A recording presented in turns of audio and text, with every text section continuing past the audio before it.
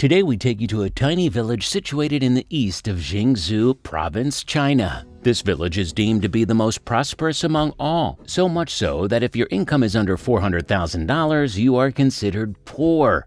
Join us on an extraordinary journey as we take you to Huaxi Village. Hey everyone, welcome back to our channel. In today's video, we're going to take you on a tour of a village where every resident is a millionaire. The Huaxi Village, which covers about 240 acres of land, about twice the size of the Vatican City, is very tiny as compared to the national capital, Beijing.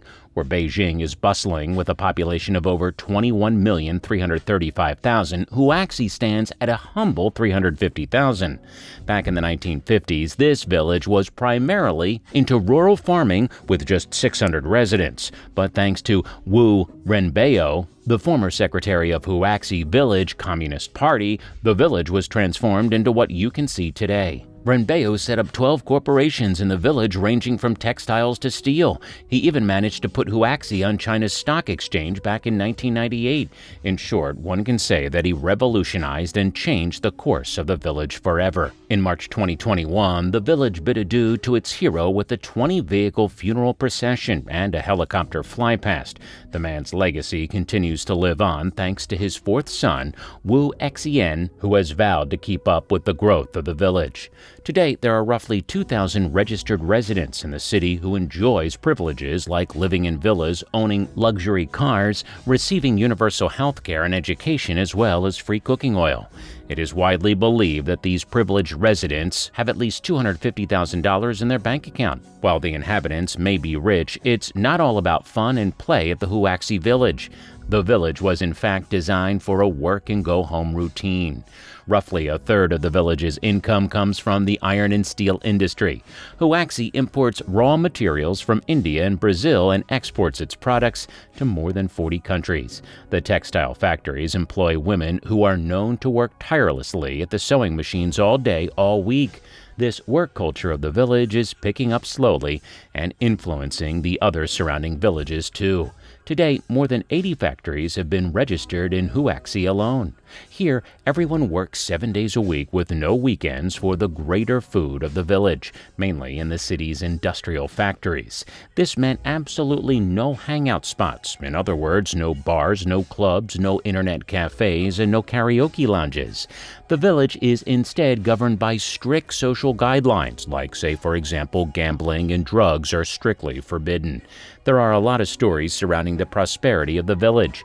A lawyer named Yuan Yulai of the Zhejiang law firm once said that if you leave Huaxi, you lose everything. Even if villagers do not get rich, they can't take away their personal assets without leaving the village. So it's doubtful whether the assets belong to the villagers. And apparently, for those who choose to stay, the amenities come at a steep price. Although this might be true, we haven't seen anyone complain about it. Not all of the workers are residents. Tens of thousands of waiter-in and out-of-towners come to Huaxi for work. These migrating workers do not share the amazing luxuries Huaxi claims to offer its original residents. Huaxi is now looking beyond its steel and textile industries. The village hopes tourism will be the next booming industry.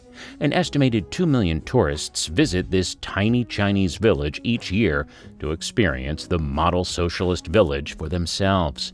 Let's now take a stroll around the village. You will notice that one is constantly reminded of where you are.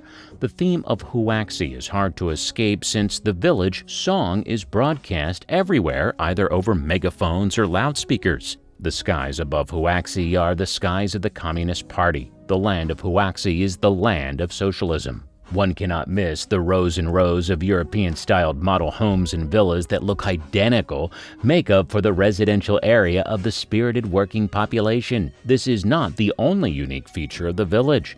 Since the 7-day work week doesn't allow the villagers much time for travel, Wu brought the world of Huaxi in the form of a world park.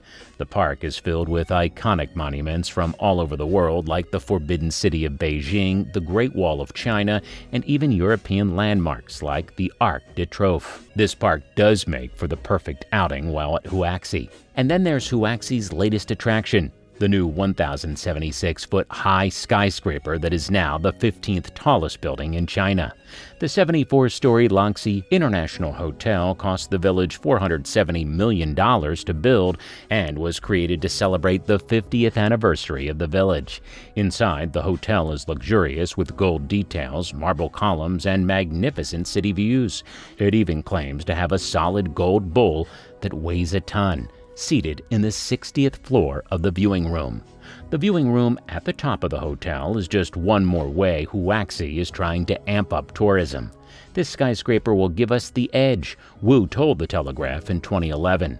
No other village has one, and 3,000 people can work there. The next 5 years are critical, and we're going to go from village to city, and we absolutely agree with that statement.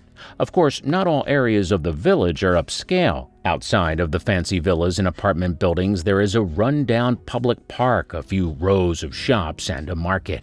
There are also a few clothing stores, some low-budget restaurants, and a few noodle houses. What's strange is that in a village that brags about being the richest in China, very few stores cater to wealthy residents. We are sure that Huaxi might have piqued your interest. After all, it's not always that you find a village with so many rich inhabitants. Hey, if you enjoyed this video and you're up for a treat, coming up next is what it's like to be a billionaire in Monaco. Before that, please make sure to like, share, and subscribe to our channel for more, and thanks for watching.